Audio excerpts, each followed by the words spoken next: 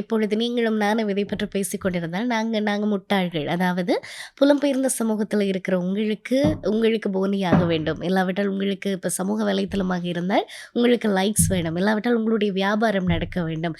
நீங்கள் பிழைக்க வேண்டும் என்பதற்காக இந்த ஈழ விடுதலை போராட்டம் குறித்து நீங்க விடாம பேசிக்கொண்டே இருக்கிறீங்க. ஆனா தாயகத்தில இருக்கிற கிரவுண்ட் ரியாலிட்டி உங்களுக்கு தெரியுமா என்று இப்பொழுது ஒரு சிலர் வருகிறார்கள். உங்களுக்காகத்தான் இந்த கதைகளை நாங்கள் பேசுகிறோம். பேச வேண்டிய தேவை உணர்கிறோம். காரணம் என்னவென்றால், இப்ப நீங்க சொன்ன அதே விஷயம் தான். இப்ப கிரவுண்ட் ரியாலிட்டி என்கிற பேரிலே அவர்கள் கொண்டு வருகிறது, இந்த மண்ணெண்ணெய்க்காக பட்டினி பட்டினி நடக்கிறது, வேலை இல்ல, படிப்பில்ல. இவைகள் தான் அங்கே இருக்கிறவர்களுக்கு பிரச்சனை.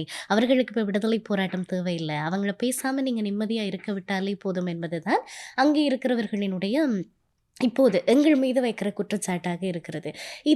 இதுக்காகத்தான் நாங்கள் இன்றைக்கு இந்த தலைப்பை எடுத்து நாங்கள் பேசிக் கொண்டிருக்கிறோம். காரணம், இப்படி இத விட்டா போதும், இது இதுன்னா போதும்ன்னு முதலே தெரிஞ்சிருந்தா இத நாங்க ஆரம்பிச்சிருக்க வேண்டிய தேவையே இல்ல. ஆனா இன்றைக்கு சரி, நான் புலத்துல இந்த நாட்டுல செட்டில் ஆயிட்டேன், நான் இங்கே இருந்து கொள்றேன்னு நாங்க பேசாம எங்களோட வேலையை பார்த்து கொண்டு போனோமாக இருந்தால், ஒரு ஒரு நன்றி அற்ற சமூகமாக எங்களுடைய மனசாட்சி ஒரு காலத்துல எங்களை கேள்வி கேட்கும். இவைகளை பேசாமல் போயிட்டா. We have a dream.